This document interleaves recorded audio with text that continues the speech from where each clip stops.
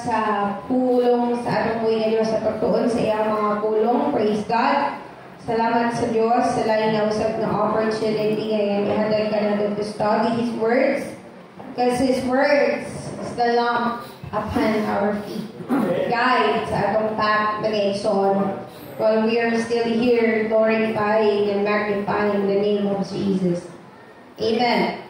So last Sunday, itong isputan about fruitfulness, and today, ato ka sa lain na usap nga pagtulunan ng Igsoon, o ning ikuha sa usap ka famous nga preacher, manunulat sa atong organization ng Igsoon, o kini naghisgot may tungod sa pag-protect sa usap ka church. How to protect our church. Ang tanan nga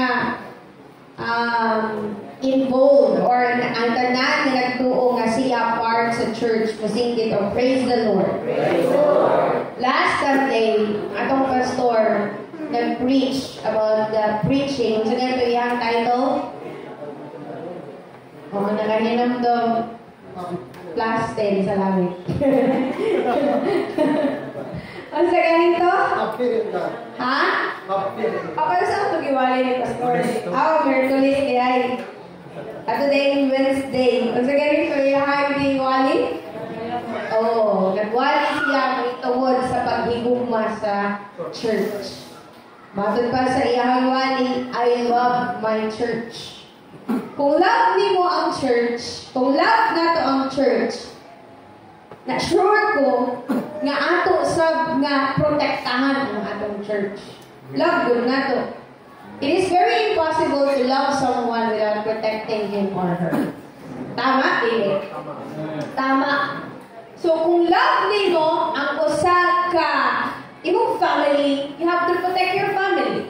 Diba? Yung anak magiging pag-exon, ang idea mag-exon sa love. Kaya ang love, it protects. Amen.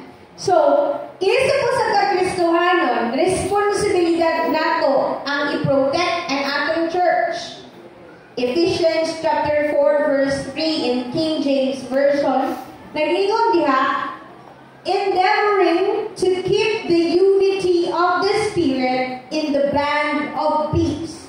Sa lain nga version, nag-ingon diha, try always to be led along together by the Holy Spirit and so be at peace with one another. So, sa kapamaagi sa pagprotekta sa church, mga igsoon, is kining na atay gitawag na espirituhanong panaghiusa. Pinaagi sa unsa sa bugkos sa panagdait.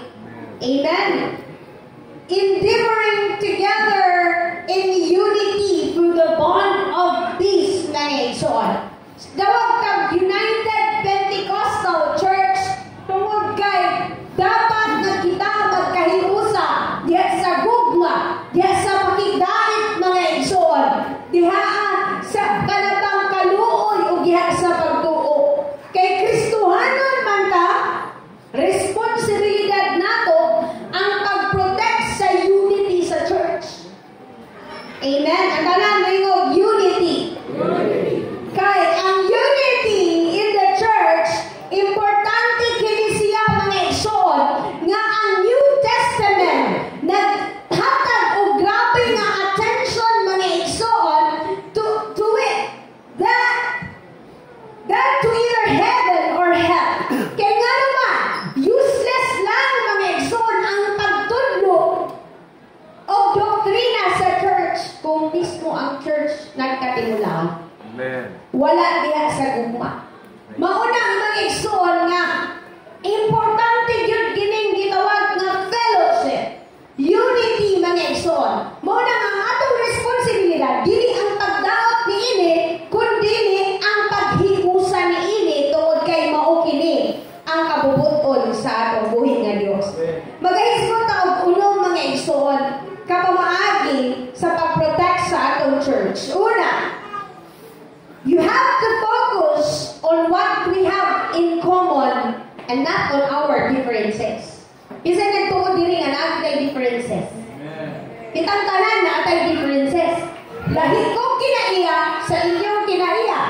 Imong katapad lahi ko kinaiya sa akong kinaiya. So that's why we cannot say nga kada bang i-push niya or kada bang pusuli mo ang usa ka tawo nga buhaton ang usa ka kada bang butang nga dili niya ganahan nga buhaton. Like for example, ikaw ang klase nga pagkatao nakikita paghalubilo ka kay extrovert ka nga pagkatao. Kunya na yung usa ka tao dili nga introvert, kaya gusto nimo nga ang way pag pakikipaghalubilo niya sa ubang tao is mo po iya niya plan, which is dapat dili mo na. You have to understand. We have to understand nga naatay gitawag nga personal differences. Dili ta pare-parehas. That's why ang atong ministry inside the church lahi-lahi sab. Lahi-lahi sab ta ng ministry sa church kay lahi-lahi man sab ta o gitawag nga personalities. Now, isip usa ka part sa church, dili ka mag-focus sa atong pagkalahi-lahi. Isip individuals. Kundi mag-focus ka mga igsoon kung unsa ang naata in common. Unsa man mga igsoon ang dapat nako katong magfokusan mga igsoon. In Romans chapter 14 verse 19. Romans 14:19 nagingon diha sa NIV version. Let us therefore make every effort to do what leads to peace and to mutual edification.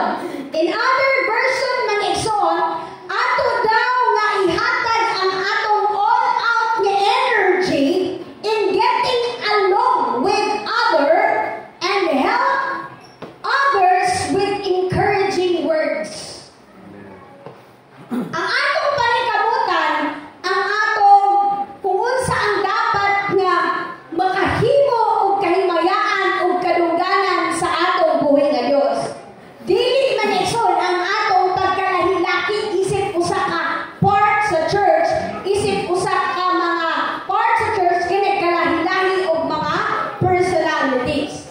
So bakit pa in Bisaya kapuuton ta ang makaabot sa panpanag ginaitay o pag ginaitay ug sa pagliunay sa usag-usa. So instead go mag-focus ka sa nagkaiya nato nga personality, mag-focus ka sa peace. Mag-focus ka mga igsoon sa encouragement, edification sa matag usa mga igsoon. Kay nga naman, isip usa ka Kristohanon, aduna kitay usa ka Dios. We are one body. Mga igsoon, aduna kitay usa ka purpose. Aduna kitay usa ka amahan. Adunay usa ka espiritu, usa ka paglaom, one faith and one baptism. Busa diha ta mag-focus mga igsoon rather than our different personalities. Nagdingid kay tag mga background, preferences, mga nagkalain-lain nga desisyon sa kinabuhi mga igsoon. Pero dili ta diha ang abahin mag-focus. Kundi mag-focus ta kung unsa ang para sa kahimayaan o kadungganan sa atong buhi nga Dios. Amen? Kung preferences lang sa sugaan, lahi-lahi ka. Kung interpretations lang mga igsoon, lahi-lahi po ta. Styles, lahi-lahi ka. Methods, lahi-lahi ka. O kung lahat ang mag-focus, division always happen. Pero kung mag-focus ka para sa peace, para sa pag-encourage o pag-ligon sa matag usama nga igsoon, mahimaya yun ang atong buhi nga Dios nga mao'y dapat nato nga himayaon ng mga igsoon. Amen? Kaya ang atong pagpamalagay, ibalik-balik ng ligon, hindi man para sa atong panggalingon. Para man sa Ginoo nga atong gialagaran mga igsoon. Amen? In 1 Corinthians chapter 1 verse 10, gi-encourage ni Apostle Paul ng mga igsoon, ng mga katawan. Now, dear brothers and sisters, I appeal to you by the authority of the Lord Jesus Christ to stop arguing among yourselves. Kaya nga naman, kailangan mo nagkita preferences sa kinabuhi. Ang imong gusto, pwede nga dili na ako gusto. Akong gusto, pwede nga dili mo gusto. So, matod pa niya, hangyo sila nga, tungod sa ngalan sa atong Ginoong Hesukristo, dili na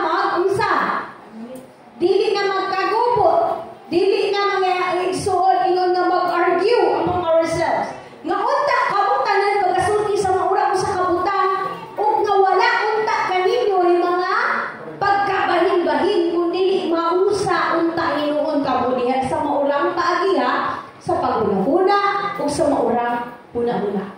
In one mind. And that one mind ba igsoon, nakafocus sa pag-exalt o pag-glorify sa atong buhay ng Diyos.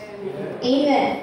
Ikaduha, nga kinahanglan nato nga himuon mga igsoon aron na protektahan natong church is to be realistic in your expectations. Isa man diri na itawag nga expectations. Kita na natin itawag nga expectations. Diba? Pero ayaw mga igsoon ibutang ang imong expectation mga igsoon na mauni makabulag sa imuha gikan dinha sa pagpangalagad sa Ginoo. Kaya nga naman, sometimes tungod sa atong expectations, ma-discourage ka. Amen. Oh, kaya nga naman, ang imong expectation mga igsoon, wala ka namin. Muna na-discourage ka. So, dali na kaayo nga ma-discourage ka with the gap that exists between the ideal and real sa church. Kaya, dapat wala tayo, dapat hindi na ito kanang butang sa itong huna-huna kini gitawag na ideal church kasi wala talagang ideal church. Amen? Nagtuwa na? Wala kasi, usaman, mura ko na siya ingon nga ideal man. Dili man na tinuod. Naaraw man na sa kanang novels o sa mga teleseries ng mga ideal man. Pero sa tinuod na kinabuhi, lagi tayo mga imperfections. Amen? Wala gyud gitawag nga ideal. Wala gyud gitawag nga perfect mga igsoon. So, despite sa imperfections sa church, we must passionately love the church. Because ang church, wala man rin siya nag-talk about the people. It talks about, wala man siya nag-talk mga igsoon about the differences, but it talks about what we have in common, and that is glorifying and magnifying the Lord. Muna ability mo, kanabang i-point out ang mali sa usa ka church, bas or ang kanang imuhang na failed expectations sa usa ka church, base sa nakita nimo sa usa lamang ka tao. Kaya whether you like it or not, nagyoy sa sunod sa church, nagyoy mga pagdungol. Nagyoy ka nang may kaingon ka, makasaway ka. Pero dili man ako i-focus na itong mga igsoon. No? Ganun nagalagad ka sa atong buhay nga Diyos. Ang atong focus mga igsoon is ang paghatag o paghimaya o galuganan sa atong buhay nga Diyos. Kaya kung mag-focus ka sa kadtong mga kanang mga mahimahimo ni mga puno diya sa sulod sa church na mabackslide yun ka. Kung ato ka mag-focus ang mga tawanan, unya nila ka nga na. Maura man si Igi hapon, musim ba tayo na, nagyapo yung mga makita na po nga mga Kristohanon nga, kuan ba doon? But you are not serving God because of them. Nag-serve ka sa Ginoo, tungod ka, kita na rin ka mo sa atong kagayon. Yung makahatag sa atong kahimayangan ng kalungganan niya sa atong buhay na Diyos. Kaya nga naman, gusto mo ng klase ng mga kinaiya? Kinaiya na sa mga immature na Kristohanon. Kanang nagtanaw ra sa mga lapses and flaws sa iyang isip katao, wala nagtanaw sa iyang kaugalingon, kung nakahatag pa ba siya o kalungganan sa atong buhay na Diyos. Kinahanglan nato na alikayan mga igsoon. Amen. Kinahanglan, we have to live mga igsoon na ang evidence of maturity na adili sa ato and not immaturity. No, kinahanglan na maligkamot ka sa atong kaugalingon. Ang uban nga believers, pwede nga makadisappoint sa ato mga igsoon. Pwede maka-let down sa ato. Sa'yo, mahipubos na sa atong brothers and sisters mga igsoon. Pero hinumdumi that we are one family and we can just walk out from the church because of them. Kaya nga naman, kung nakita lang tao perfect na church, kaya pag naakay makita nga mali sa sulod sa church, lumok out na dahil ka, wala din kayo makapasilungan ng church na permanente. Kaya nga naman, reason ang sa kaulingon, muad ko. Bisa ato ka sa Bag-As, musimba. Ato ka sa Lubod, musimba, sa Butuan. Ato pagkasugad ko sa Manila, kay para layo. Pero naagid kayo makita nga di imperfection. Kaya nung asa naman lang di ko ani pa ingon. Kaya nga naman, ang imong focus sa pagpangalaga, dili man ang Ginoo. Ang imong focus man sa imong pagpangalaga, ang tao. Looking unto Jesus, the author and the finisher of our faith. Amen. Sa atong buhay ka Diyos lamang gayud ta kinahanglan ka mutuktok. Kay kung utanaw ta sa atong katawad, mahimo matisod gyud ta. Pero kung ang atong mata mututok lamang sa atong buhay nga Dios, bisan unsa pay pagsulay, bisan unsa pang discouragements ang mubabag sa imo, dili gyud ka maunda. Dili gyud ka walk out ug dili gyud ka motalikod. Mura na gud nang kanabang mga mag-asawa diri the first time na nakita nimo ang iyahang pagkakamali, ang pangit na batasan na imong nakita sa iya, ni-walk out ba dayon ka? Pero nag-iuli tapos ilang ginikanan. Ni anak ba dayon ka?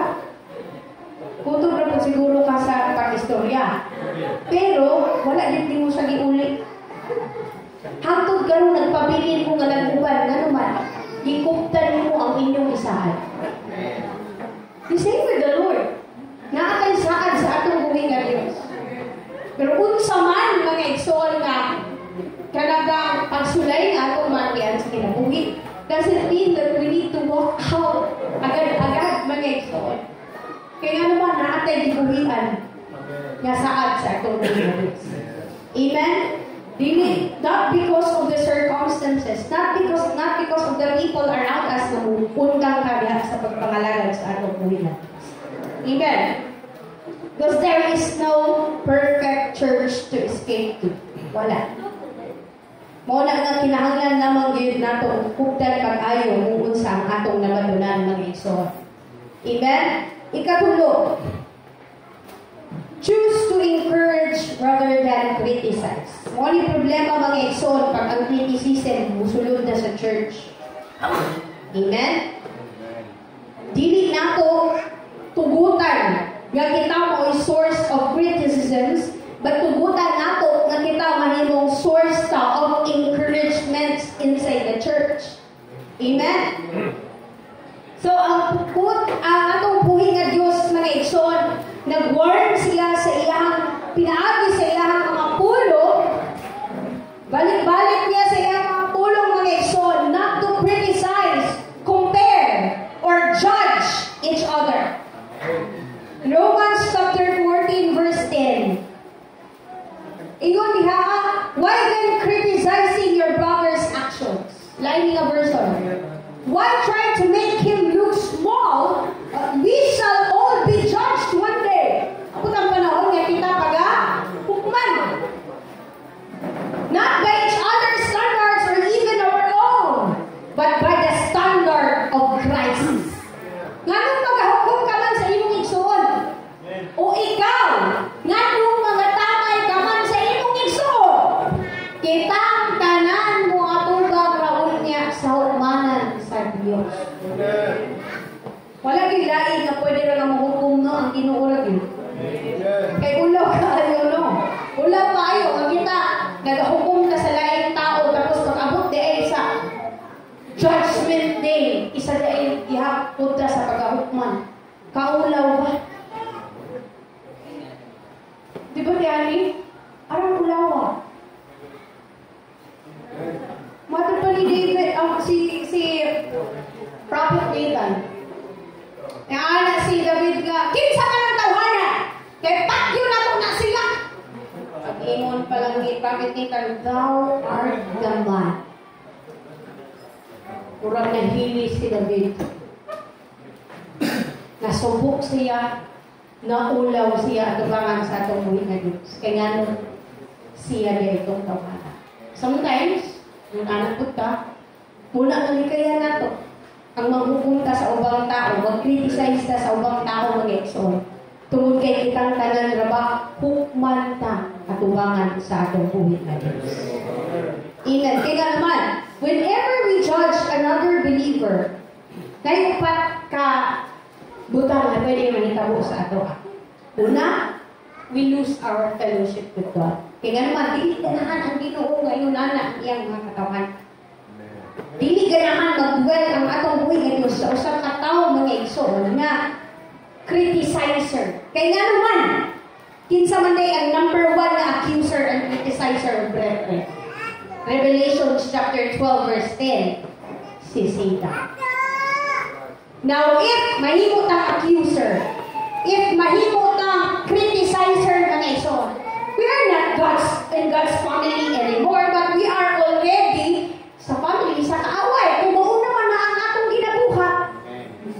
So, dili nato tugutan na mahimutang sama ni Ana, mga igsoon, kaya dili nato gusto nga mutawag kag one of the family of Satan, mga igsoon.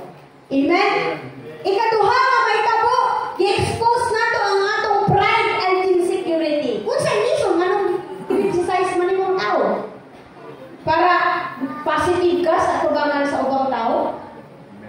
Para ingnon nga mas maayo ka kaysa sa iya ha? Actually, bisan kung dili ka maingon ngayon, anak, parang lumalabas kasi na ganyan. No? This is reality, man igsoon. Why would nang imong dauton ang usa ka tao? Para unsa? Para ingnon nga mas maayo ka kaysa sa iya. Maunay ka ng reality o impact man igsoon sa mga katungog o sa kanabang imong isultihan. Iban mo na nga dili nato tugutan nga mahimong ingon ana ang pagtanaw sa uban dili ka nato man igsoon. Ikatulo, we set ourselves up to be judged by God. Ibabot ang panahon sa atong gibuhat hukman ta sa atong buhi nga Dios. Kay dili ni siya maayo at baka sa atong buhi nga Dios. And ikaw pa, we harm the fellowship of the church. Imbis nga ang church maana sa panaghiusa, but because of criticisms, because of discouragements ng igsoon na naan isulod ng igsoon, mawala na ang unity and fellowship. Musulod ang division. Hindi ganahan ang Ginoo ana, ganahan ang kaaway. Kaya the moment ma-divide na mag-igsoon, di ba ka ng mga wolves? They're always in group. Kanang mga animals nga naa sa desert, they are always in group. Kaya pag makitaan sa mga devourers, pag makitaan mga igsoon sa mga lions o mga ngaon sa mga carnivorous na animals, mga igsoon nga, nagkabulag-bulag sila. Maunay panahon nga weak sila. Mauna nga tukbo na sila sa kaaway. Kaya nga naman, they believe na wala man ang ilahang mga kauban na pwede nga mag-protect sa ilaha. Samantala, kapag hugpong na sila, naana sila in group ng igsoon, dili maka-atake ang kaaway. So let us not make a way to divide mga igsoon the church kaya maunay gipangita sa kaaway. Maunay iyahang ka na bang time nga gihula kaya aron matukob diya ang usa o usa sa ato. Remember that other Christians, no matter how much we disagree with them, dili na ato sila real enemy. Aton pa ni Pastor kagahapon, ito Pastor, dili man ang anghel, dili man ang anghel, pero dili man sabna demonyo. So kinahanglan gihapon na nimo higugmahon. So let us try to be gentle always, especially with our words. Let us always choose what we speak. Kay hindi na bang mugawa sa atong bakbak mo ni pinakahugaw sa tanan. Amen. Ikaw pa, na may criticizer, no? Ikaw pa, refuse to listen to gossip. Most of the importante, ikaw, as part of the church, na kay boundary. Natin mga tao na dili kapugong mag-isun sa ilang bakbak, pero pwede nga ikaw ang last. Dili na mulugwa sa imong bakbak ang mga imong nalunga. Dapat mo na. Ayaw na i-share sa uban. Kaya once i-share nila, pwede nga lain na punta ng istorya. Katay bilingon na radyo, di baktas, tinuod na. Pwede nga lain na punta ng istorya, pwede magdugangan, pwede makuhaan, hinungdan na impact anak lahi na sa. So, kung mahimo, nadunggan mo, himo ka nga ikaw na ang pinakalas na nagalungo kung di na nagulungwa. Gossip is passing on information when you are neither part of the problem nor part of the solution. Kaya nga gitawag sa gossip kasi kung kay labo. Gitawag sa gossip kay igura ka na katungog, hindi ikaw yung part sa problem. Maunay problema na to. Nga dapat na to nga i-cut off. If you have a problem with your brother and sister, duula siya. To prevent gossip. Kaya mo naman tayo na mga istorya na tayo magsugod sa mga istorya. Tapos, ang katong involved, wala sa kabalo, nag-istoryahan na rin sila. That is reality. Dili man na nato matawag na gossip kung imong yung insulti mismo dito sa tao ang real problem. Kung dili, unsa naman na, pag solve na siya sa conflict. Solution of conflict, ni sulod na siya diha. Now, if nakay problema sa imong igsoon, entire, dami problema ni Sister Vanessa. And si Sister Vanessa, may mo na naman, ting, nalalim na ba ko sa imo? Kaya imong gipanabit, nagwak ako. Nga nung imong gipanabit, ada sikreto naman to nato. Kaya kung ako, may story po na, dili na mo kalat ang story. Kami na mismo duha, nag-solve na ni sa conflict. Dili na yung mga story lang ha, kay wao kapungong. Nagipanabit na ako, kay guwapa mo, kay ka. So kami duha, nag-solve na ni sa conflict. Dili na ta makahasol og lain tao mga igsoon. O wala na po nulugwa nga lain pang istorya because we refuse to be the source of gossip. Now, refuse to listen to any information. Mapatinood pa na o dili, you refuse. O kung unsa man galing, you directly tell the involved. Kaya nga naman, in that way, makasolve ka sa problem. Amen. Proverbs chapter 17 verse 4, troublemakers listen to troublemakers. And liars listen to liars. Ato nang kanabang hinumduman mga igsoon. Jude chapter 1 verse 19. These are the ones who split churches, thinking only of themselves, and there's nothing to them, no sign of the Spirit. Gano'n na may gossip? Because they think always of themselves. Wala nila huna-huna kung sa impact anak sa uban. So, it will cause division. And the Spirit of God, wala na anak. Dili mag-dwell anak ng igsoon. Galatians chapter 5 verse 15, if you go on hurting each other and tearing each other apart, be careful, or you will completely destroy each other. Dili ta gusto mo mahimo tang source of destruction. Gusto ta mahimo tang source of encouragement mga igsoon. No matter how you want to gossip, pray to God, kneel to the Lord. Lord, pugi ang akong baba.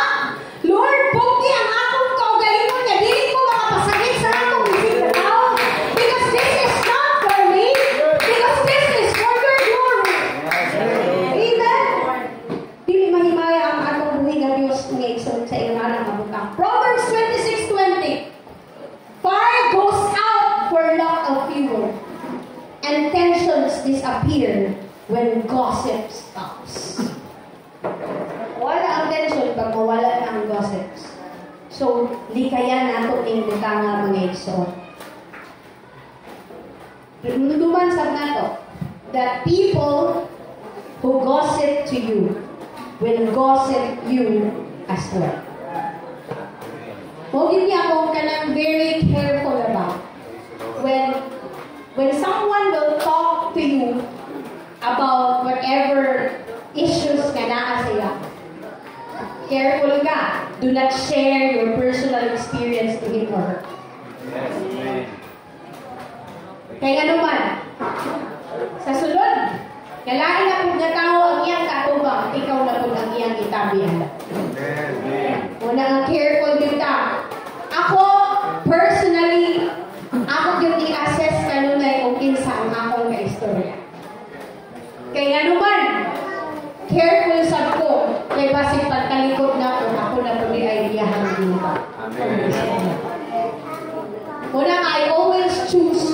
the person that I shared everything about my life. Kaya nga naman, siyempre, iprotektahan na ito ang atong ginagawa. Amen? And, dili man sa tanan pagkakataon ng igsoon, we are always, wala tayo sa una naman tayo mga issues from our lives. And you have to be very careful about that. Kaya pwede nga, fast na itong imong issue, pero sa uban, kalong pa rin. Amen? Ikalima,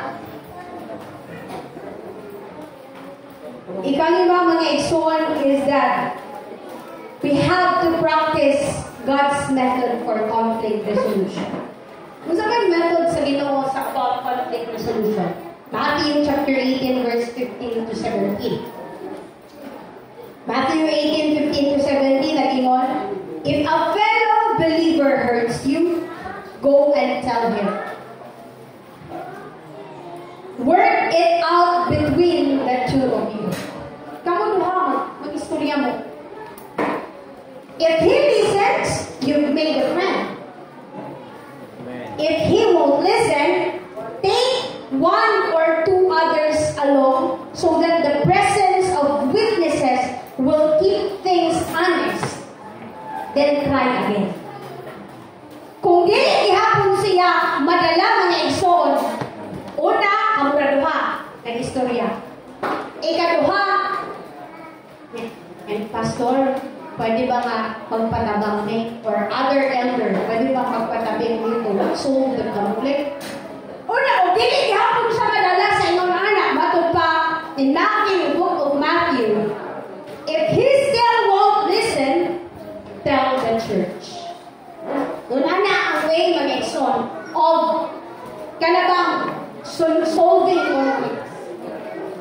Dili kay panabi. There is a procedure na kinahanglan nato may follow. Amen. Nakasabot man siguro taan ng mga igsoon. So, ikaunang, very important, support your pastors and leaders. I believe ang atong pastors and leaders, ang desire ng igsoon is for the church to be united. For the church, pang-igsoon ng ana sa panag-iusa, gugma, kalinaw. Every time our pastor and leaders pray, dili na malimtan nga ibungat sa bambak sa matagpas. And it is very heartbreaking mga igsoon that someone is praying for the church and then you see someone destroying the church. Right. No? So, let us always be supporting sa atong mga pastors and leaders mga igsoon in pursuing unity, in pursuing love, in pursuing mercy mga igsoon, in pursuing grace mga igsoon, because I believe that this is also the will of the Lord. Amen?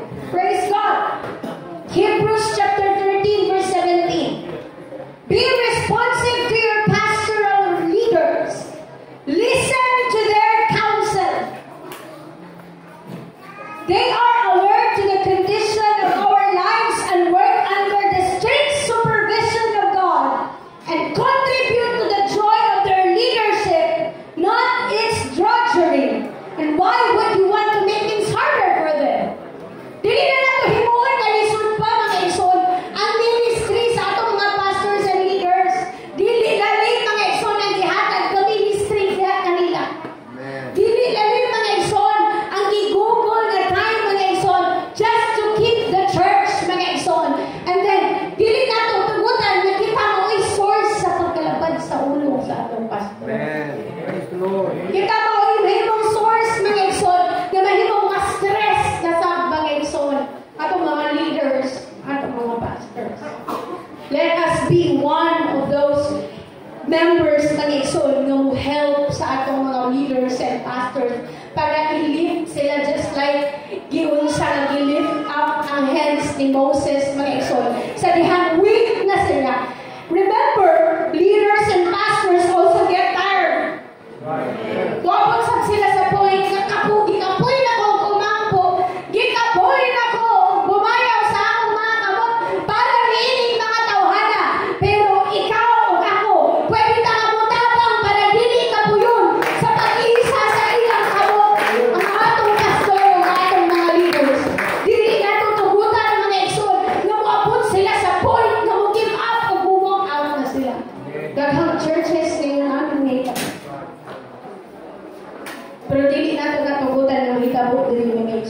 kay dili tayo.